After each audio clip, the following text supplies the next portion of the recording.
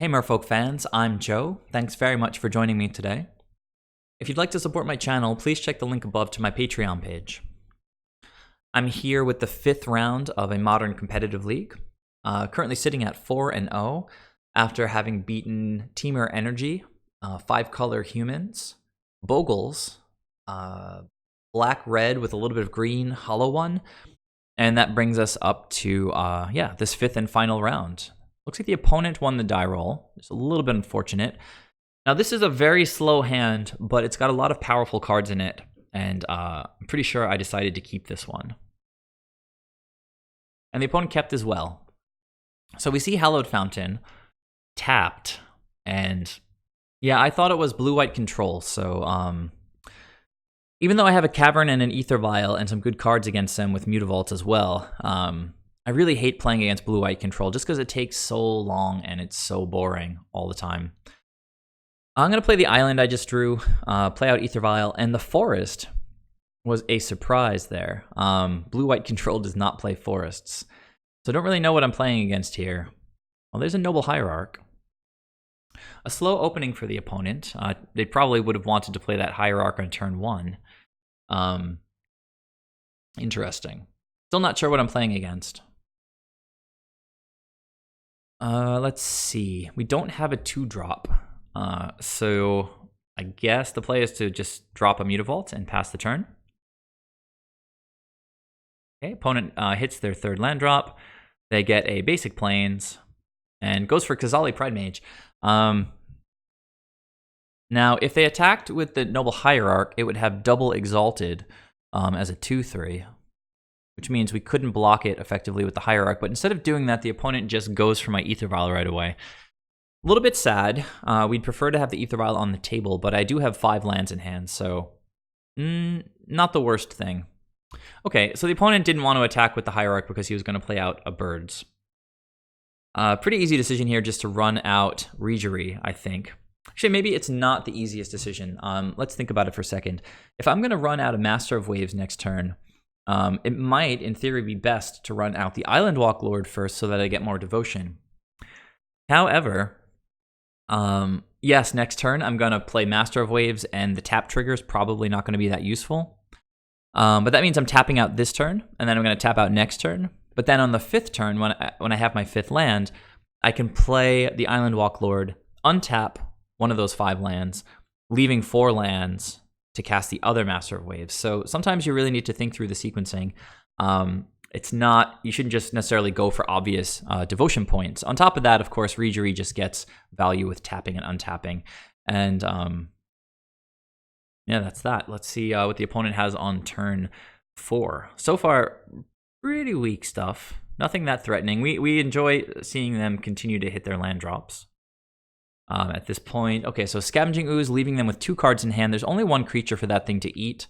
Not particularly afraid of the Scavenging Ooze. So, I mean, I guess this could be Bant Nightfall. It could just be some Bant value deck. Do you guys have a read at this point on this deck? If so, like, what gives it away? Because I can't tell exactly what it is. So Harbinger is interesting. Sort of further validates the decision to run this this Reejerey out this turn, or last turn. I mean, I'm gonna open up with Island Walk Lord, untapping a land, and then I can play Harbinger to potentially tap and bounce the Scavenging Ooze just to sort of set him back on his development. Having played an Island Walk Lord, I would have access to Island Walk, but I'm not sure that I would want to attack into this. I mean, it could be like a Kiki Chord deck or something. Could bring in a Restoration Angel. Yeah, but that wouldn't stop Island Walk. Anyhow, as I mentioned, I'm going to go ahead, play the Cavern. I'm not drawing any cards so I can make my land drop. Play the Island Walk Lord to start things off. Reejerey is going to just target one of my lands, the one that makes them uncounterable. And it looks like the opponent has a response. This is uncounterable, so I'm not quite sure what he's doing. Oh, yeah. All right, so Spell Queller. This is actually amazing for us. because it sort of tips their hand, first of all, lets us know what they're holding. But we have this Harbinger, so we can just immediately cast the Harbinger, tap and bounce the Spell Queller. That's going to put the Spell Queller back in the opponent's hand, and it's going to let me cast the Master of the Pearl Trident right away, which gives me yet another cast trigger from Reejerey. So Spell Queller goes away. I get to cast my Lord. Get the Reejerey trigger. I'm going to untap a land and just get in for a bunch here. If the opponent decides to sort of crack this now and get a mana to cast a path, I guess at that point they would be able to eat the Reejerey or trade Reejerey for the Scavenging Ooze, since we would lose Island Walk. But since we know that they have a Spell Queller, there's only one unknown card in the hand, and we can't really put them on path. So I think we're going to push as much damage as we can. The opponent did crack the land, but they only got a forest, which means that they're going to eat that Ghazali Pride Mage, go up to 19, and then down to 12. Now, we have 11 with Island Walk going into next turn, assuming the opponent doesn't kill any of our creatures. They play a Township, and we know they have that Spell Queller in hand. No attacks, no more creatures for the Scavenging Ooze to eat. So Cursecatcher is interesting. We know they have that Spell Queller. We could try to draw out a Spell Queller by playing Cursecatcher, hope that the opponent takes the bait, then we can play our 5th land and run out Master of Waves. So let's start off with that. All right, I'm going to try to tap their Gavany Township. I think this sort of tries to force the issue of whether they want to use this thing or not. Imagine they have another land and the Spell Queller, and they see that I have a Cursecatcher. They might think that the Cursecatcher is not worth countering, in which case they get more value out of activating Gavany Township, but that pretty much requires them to tap out, at least low enough that they can't also cast the Spell Queller. So force the issue, and the opponent uses that mana to cast the Spell Queller. So he is going to catch the Cursecatcher. I'm not going to untap Gavany Township. But having successfully drawn out that Spell Queller, we can slam our next land and cast Master of Waves. I think I'm going to just tap the Scavenging Ooze. I'm still not sure what that last card in the opponent's hand is, and we don't really have any other good targets to tap. Oh, so the last card was another Spell Queller. This is why AEther Vial is so important against Spell Queller decks, because they can even catch Master of Waves up to CMC 4. Master of Waves happens to be CMC 4 exactly. So they took that Master of Waves. I'm going to tap the Scavenging Ooze. Definitely don't want to attack with the Island Walk Lord here. It's an interesting thought, though, because if we attack and they double block to kill him, I would get to choose how the damage was assigned, and I could get back my Master of Waves, which the opponent probably doesn't want. Now, note that I'm still sitting on 20 life, so also note that this relatively slow hand, opening 7, worked out really well for us. Let's get in for 7. This is an easy 2-turn clock. The opponent is on 0 cards, and they don't top deck perfectly. They're going to have to scoop, and that's what they did. So round 5, game 1 to Merfolk. Look away if you don't want to see the match result. I'm going to click out of the window now. Back for game 2. Opponent's going to be on the play this time. This is land heavy, but Silvergill is basically 2 cards, and we saw that Master of Waves is pretty strong in the matchup.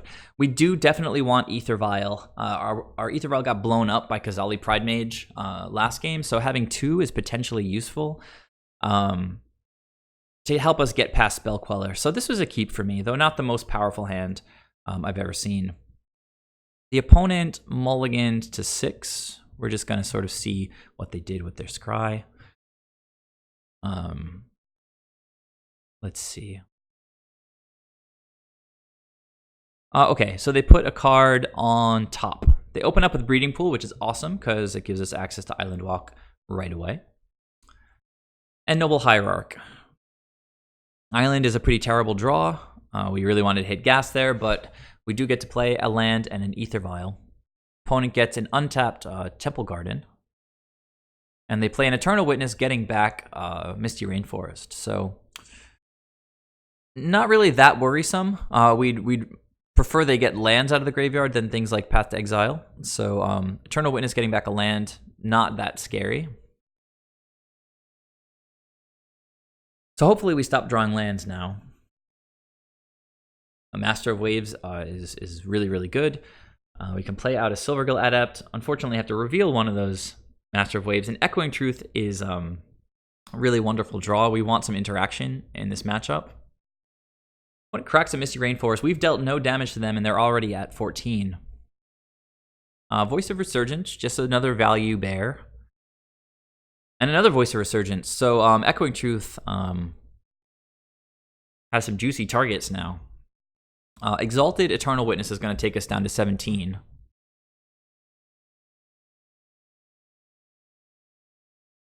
So hoping to miss lands again here. Just want to draw more gas. Mutavault is sort of like half gas.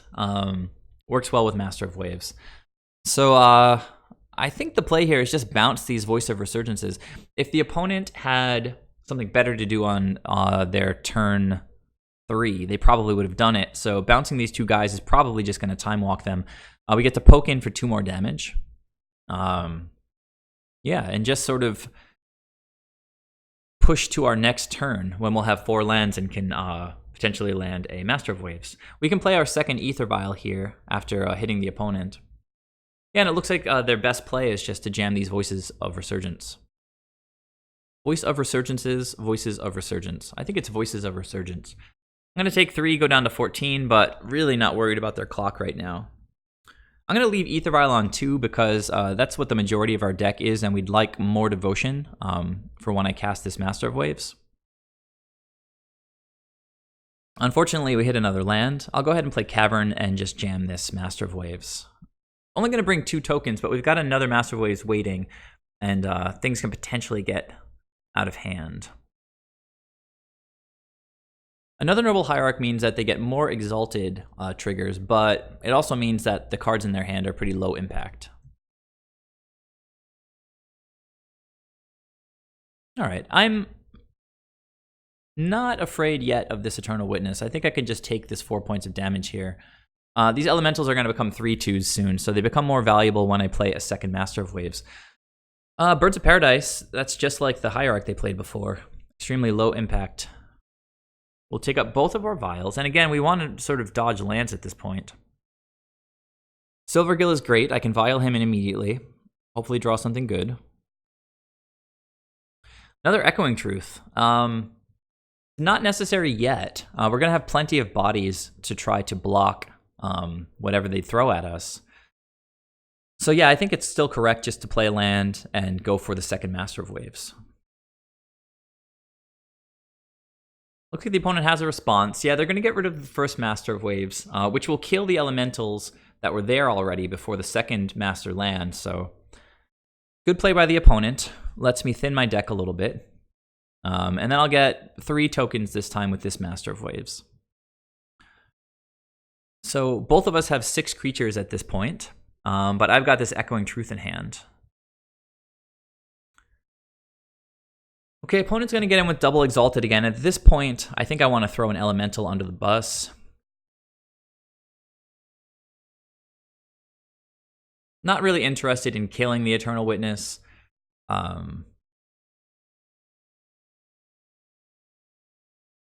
Okay, so this is the first Knight of the Reliquary we've seen in the matchup. So again, it could be Bant Nightfall. It could also just be like a green, white, blue, a Bant value deck, I guess. And looks like they have another follow-up play. So they go down to 0 cards, which is awesome because now I have complete information. And bouncing 3 Voices of Resurgence would be amazing value. We sort of have to do the combat math to see if that gets us there. I think I'll tick this file up to 4. I don't know if I showed you guys my sideboarding strategy for this round. So let me go ahead and do that while this file triggers on the stack. They don't have a lot of non-creatures, so it's very easy to just take out the Cursecatchers. These guys become really low value as the game drags on. They're poor top decks. Took out one Kira. They don't have a lot of flyers, and they also don't have a ton of removal. I mean, obviously we saw one Path to Exile. But we could afford to take one of the Kiras out. And the 2 Spell Pierces, because again, they have mostly creatures and not a lot of non-creature spells. So that's 1, 2, 3, 4, 5, 6, 7 cards out. I brought in 3 Relic of Progenitus because I felt that Knight was probably going to be a threat. We saw Scavenging Ooze, I think, in game 1. So pretty easy decision to take to bring in 3 relics, and then I brought in my 2 Echoing Truths and 2 Dismembers. So that's the 7 cards that I brought in. And 4 Cursecatchers, 2 Spell Pierce, and a Kira are the 7 cards that I brought out. So I still have 2 more Master of Waves in the deck. And a whole bunch of Reejereys, but got plenty of lands to cast Reejerey. I decided to take this AEther Vial up to 4. So Spreading Seas was a decent draw because, it lets me redraw, basically. Also, it's maybe more valuable than it looks at first blush. Yes, the opponent's already giving us access to Island Walk, but having just landed Knight of the Reliquary, if this was the only access we had to Island Walk, Knight can always sack this Breeding Pool, which is also a forest, if I threaten a big Island Walk attack. But this Temple Garden is now no longer a forest, it's just an island, and there's really no way the opponent can get rid of it with Knight of the Reliquary. They pretty much need to top deck a Ghost Quarter at this point to take us off of Island Walk. So let's go ahead and draw off the Spreading Seas. So there is a very, very timely Lord of Atlantis. As timely as against Hollow One, when I actually literally needed it, needed to rip it off the top of the deck to win. But this is game 5. I'm already up 1-0, and the opponent is dead on board. They have 0 cards in hand. I'm going to Vial this guy in. I could rub his face in it by bouncing a bunch of his stuff with Echoing Truth, but that's not how I roll. But it does, it shows me that Echoing Truth is a good choice in the sideboard. It's super versatile. I've got 2 of them, and they always do work. I used to run one of these in the main deck, and I might switch back to it. But Spell Pierce seems pretty well positioned right now, too. I'll keep you guys updated on whether I move any Echoing Truths into the main deck. So after playing the Island Walk Lord, we have 4-3-3-3, which is 9 plus 4. 9 plus 4 is 13. So Island Walk victory. Perfectly timed to take me to a 5-0 result in this competitive Modern League. So I'm totally back with Mono Blue Merfolk. I think it's way, way stronger than Blue-Green. I know some of you guys have been having a good time with Blue-Green, but honestly, I played a ton of different variations, and Master of Waves is too good to give up. You guys see it again and again in all of my videos. Being able to run a playset of Mutavault is incredibly strong. Yeah, it's just a smooth deck, and I've been having a great time with it, and was super thrilled to go 5-0. Haven't done that in a little while in a competitive league. So please let me know your thoughts. Leave any comments or suggestions or questions you might have down below. Please check out my Patreon page if you'd like to support the channel. Please subscribe if you haven't already. And yeah, tune in for future videos where I'll be uploading probably more content from competitive leagues. Thanks very, very much, guys, for watching, and I'll see you next time. Bye.